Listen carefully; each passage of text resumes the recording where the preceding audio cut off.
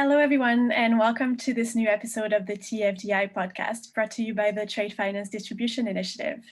Here, as you know, we discuss trade finance market trends and the evolution of the originate to distribute model. In this episode, we received Simon Bessant, director at the Texel Group, a London-based credit and political risk insurance broker. Simon is going to talk to us about how the insurance sector fits into the expansion and into the digitization of trade finance distribution. Simon, thank you so much for being here. Thank you very much for having me. So why don't you start by giving us a little bit of background about the Texel Group and how you became involved with the Trade Finance Distribution Initiative? Thanks, Melody. So the Textile Group is an independent specialist credit and political risk insurance broker based in London, Singapore, New York, and Brussels. We are focused specifically on supporting financial institutions and multilateral development banks in negotiating and placing non-payment insurance and political risk insurance for them to help manage their balance sheets for regulatory capital optimization. And our business has been going for nearly, 24 years now. I've been within Textile for 14 of those years and am a director on the board. We're very keen on continuing to make sure that we focus on how our market needs to evolve to remain relevant and create efficiencies. There's a growing scale and membership within the TFDI, and trying to marry how the insurance market can evolve and how the banking originate to distribute model is continuing to become more digital, more electronic over the past couple of years. We were very keen when we were invited to join, and hopefully we can add some value from the broking perspective, as there are a couple of insurers there and a significant amount of banks who already use the insurance product. Interesting. So before we move to what you're doing now or what you expect to see happening in the future with your involvement with the TFDI, let's walk back a little bit and look at traditionally the ways that insurers and brokers have participated in the distribution of trade finance assets. Can you tell us a little bit about the history of it and why it's an area of interest for the insurance sector? The traditional trade finance asset has been, the mainstay of the credit and political risk insurance market since the product really came to force post Basel II in 2007. Insurers have enjoyed working and supporting these types of deals for many different reasons, be they low levels of default, shorter dated exposures to manage their portfolio, which has become longer and longer in average maturity. I guess historically, if we go back, it was very much face to face. It was done by email. There were the broker led platforms, but all of those were creating no further efficiency for the clients. And as a broker, that's who you are the agent of, that's who you represent. And therefore, to take that forward and offer them a better service involves an integration between them and the insurers. That sort of automation of that process and origination of greater volumes for insurers was something that most intermediaries haven't focused on, because you could argue that could be seen as a form of disintermediation if you're connecting your client and the insurers directly to each other. But actually, that's entirely not what we're trying to do here. What we are looking to develop in the coming months is something that allows for an optimization of the trade finance process, not a disintermediation of the trade finance process. The insurance market feels that is something without them value. They want to do more of this bank-to-bank trade finance business. They recognize the historical very low level of defaults, as shown by the ICC surveys. The volumes in that space are significant, and I guess the ability to access those volumes efficiently is something that insurers recognize would be very helpful for them from a portfolio perspective.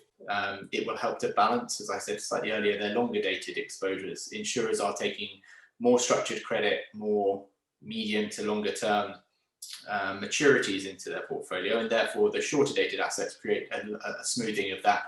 From a portfolio management perspective, the issue remains the lack of efficient origination of these assets, and in the future, hopefully, an automation of that process to create the scale that insurers are looking for, and I think that the banks require in order to continue to use the product efficiently. Okay, so if I understand correctly, the work that you're doing at the moment with the Trade Finance Distribution Initiative and Insurtech is to build that platform to make the process more efficient. Can you tell us a little bit more about the process of building that platform, whether you've encountered any challenges or you expect to encounter any challenges? Clearly, the integration between the client and the insurer is the way forward, and hence we spent a number of months looking at how we could do this better, I guess, in some cases than the other intermediaries who are focused on one leg of it. And I think the decision was that we probably couldn't do it better ourselves, really, from a development perspective, from a tech perspective, or if we could, it wouldn't be to the benefit of the market if we looked to do something that was purely Textile focused. It's just another form of bilateral partnership, which just continues the fragmentation of our market. We spoke to a number of different tech providers, and the conversations with Insurtech were really enlightening. What they are trying to, what they have produced and what they have built, being a marketplace, a syndication of trade finance assets to non-bank financial institutions, to the investor platform, to other banks, to reinsurers, was something that we thought would add significant value if we could work out a way to plug the insurance market into that platform. We, in December, signed a collaboration agreement with Insurtech to pay for the development costs around a distribution module on their platform to link the credit insurance market to the banks who are originating and distributing assets already via the platform. What we're trying to do is create a market solution. And I think that's where we, in the discussions with the insurers, have gathered a lot of momentum, in that the insurers want to create more volumes, the insurers want to automate and make the process more efficient, but they don't want to do that through one intermediary. The work we're doing with Insurtech and the work we're doing with the insurers and the banks is to be very clear that this is a platform that is agnostic as to which intermediary is involved in the background, is agnostic as to whether or not there is an intermediary involved. But what it is very clear about is that it is directly linking banks and insurers to allow them to execute insurance products electronically and in a very, very programmatic, hopefully, form, to allow them to really do significant volumes of non-payment insurance for their trade finance assets. Our aim is, by the end of the collaboration agreement, or the development costs, will be in a position where we will have automated the process as such that a bank can upload an MT700. It can then choose how to syndicate that, whether it syndicates it to another bank on the platform, it syndicates it to an investor, or it looks to syndicate it across the insurance market. They can collaborate with one insurer, 50 insurers, however they wish to do it. They choose who they would like to send that transaction to, and the system will then verify the logic and rules tests that have been put in place by each insurer for that client, check whether or not the letter of credit or the trade finance, the SWIFT loan, meets those rules, and then in the event it does, we'll offer an indication back to the client of insurance interest and appetite and terms and conditions automatically. From a client perspective, they have real-time ability to syndicate the insurance. It will allow volumes of transactions to be uploaded, hundreds of deals via a CSV file that can be tested against the rules established by the insurers. And from an insurer standpoint, it will allow them to manage their portfolio based at an obligor and a country level, so looking at the issuing bank, looking at the country of risk, but also by client. And I think that's the piece that the insurers are very happy with and very interested in that they can look at who is their banking client in this case, who's the insured, and they can vary the rules and conditions and terms based on their relationship with that client. Over time, the insurers can optimize their portfolios to allow them to access different geographies, to allow them to maybe become more price efficient for some clients than they have been in the past. And I think to cover smaller transactions, the role here of the broker needs to be clear, in that the broker will still represent their client. The broker won't access the system. It is a system that the banks will access. Now the broker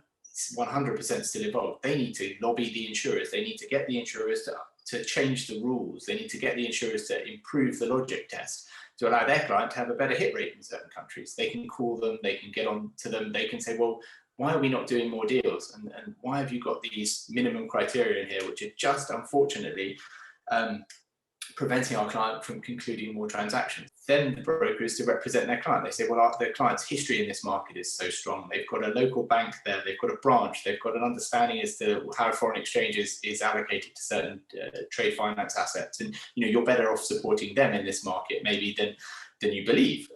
And in that case, the underwriters can optimize the terms and conditions, conclude more deals. The broker there is adding value. The broker will continue to allocate the premium, pay the premium, work with the client on claims, but actually they can focus on doing their job in a more efficient manner. They don't have to be sending 40 emails. They don't have to be calling 40 insurers around a small transaction. The human resource within the broking function can then do a better job doing what it needs to do, which is to negotiate contracts and to negotiate terms and conditions. The aim is the whole insurance market will join. That will take a little bit of time, but from a testing through to automation process, we hope that will be done within the next sort of 9 months or so. It does sound extremely relevant and in a way overdue, if I may say so. But you could say that about I guess our market could say that about the banks who are in the secondary market. It's about calling each other and you participate to people well, that's fine, that's good. It's just maybe how could you participate it to people and trust efficiently? Yeah, it's about streamlining the process, removing inefficiencies, and focusing on the value-adding role of the broker and everyone involved. It's an interesting development, and it also follows a number of other disruptive digitization initiatives in the insurance sector. We've heard a lot about the Insurtech ecosystem, and it appears to be booming, and there's a lot of innovation happening in this space. So it's all fascinating, but I wonder if you could look in your crystal ball and tell me where you think this is heading. How do you envisage the insurance markets within the next 10 years, let's say? The crystal ball, the one we're all hoping we can trust. I guess what I don't foresee in the coming years is a real massive evolution as such in the product.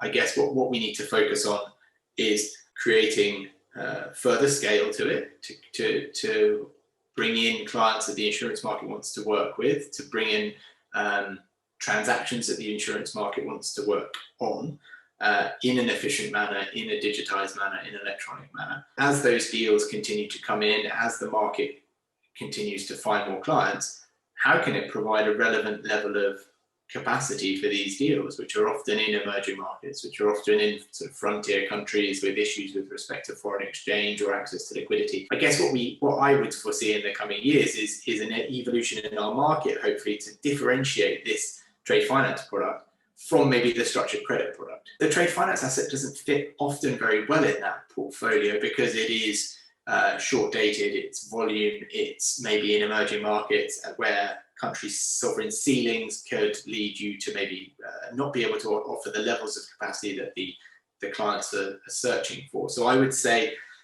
hopefully, there'll be more capital coming to this type of product from an insurance perspective. That might well be through different reinsurance providers coming to the market, through maybe ILS structures where you're bringing maybe institutional investment capital or reinsurance capital behind vehicles. You're looking at creating, I guess, volume and insurance capacity in the trade finance space, which will allow it to remain relevant, hopefully, but continue to grow. I think it's important to recognise that data is key. And the fingers crossed, the trade tech platform will allow insurers to see the volumes that they could support, understand why they're not doing those deals, and maybe consider taking that book of business and allocating their internal capacity to it in a different way. And I guess more portfolio transactions, marrying the ability of the banks to create pools of attractive risk and the insurer's willingness to support these structures in sizable manner can create some balance sheet structures which will be very attractive for certain banks. So I think we'll see more capital coming to the insurance market to do this, hopefully, and fingers crossed we'll see more innovative structures being used, and that's where we feel the technology allows us to help. Yeah, and I could see how the platform that you're building with TradeTech, by being broker agnostic and being a platform for the overall market, could be a great way to gather all the data that's needed and actually being able to leverage it. So I don't know if you've heard other episodes, but I like to end on a more personal note, and I always ask my guests to share their latest inspiration, anything that they've read or heard that sparked their curiosity. I don't know if there's something that you'd like to share with us.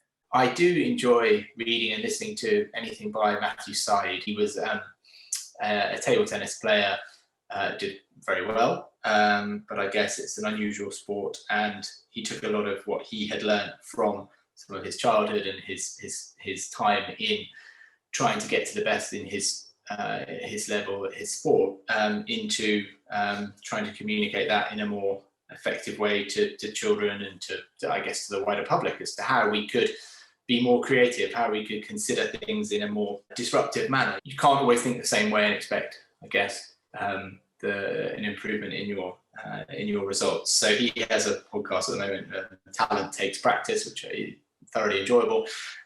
We did actually buy the Rebel Ideas book for our broking team last year, as it looks at ways of maybe considering things in a slightly different form, hiring people from different nationalities, taking people in from the wider network that you have. Don't just keep the same people that you bring in all the time and expect them to come up with different ideas. And more importantly, you can learn from your mistakes. I think if you don't look at the mistakes and why they happen, then you'll never learn from them. So he's a phenomenal writer and a very interesting man to listen to. So that's where I have gathered some inspiration in lockdown. Great.